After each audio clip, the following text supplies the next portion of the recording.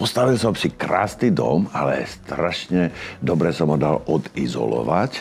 Kúpil som veľmi drahé okna, takže teplo sa tam drží v zime a v lete zase je tam pekne chládok, hej. No ale vďaka tomu, že sa to tak nevetrá, že je to tak geniálne izolované, tak sa mi začali robiť trošku také tie plesne sem tam, tak som to tak striekal. No ale po 5-6 rokoch vlastne, čo tu bývam, tak tá pleseň sa začala objavovať, tam vlhko je tam, hlavne v zime. V lete vetráte, ale v zime je trošku problém. No ale už keď som dostával vlastne pôvodne, tak som si objednal rekuperáciu centrálnu. No, ale že bohužiaľ už dom bol postavený a keď mi prišli, že mi budú vrtať diery a šáhľať všelijaké tie, tak som to vlastne zrušil. Som si povedal, tak asi to nepotrebujem, no. No, tak na mňa vyskočila reklama na Recuair sa to volá, Recuair.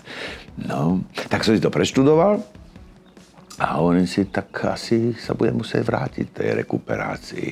No a táto je taká, sa mi zapáčila, lebo sa nerobí veľa dier všelikade, ale v miestnosti jedna diera a vetráme.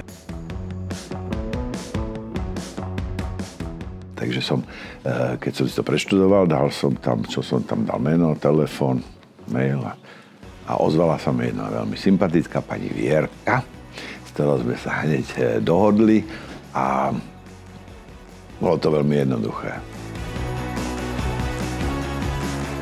Prišiel pán Nemec, ktorý si obzrel tento dom. Dohodli sme sa, kde by tie diery boli asi také najlepšie, kde sa to dá bez toho, aby mi poškodil steny, aby sme nemuseli opäť malovať a upravovať všetko. No a je to tu. Chlapci vrtajú a ja vám rozprávam o tom, ako sme k tomu prišli.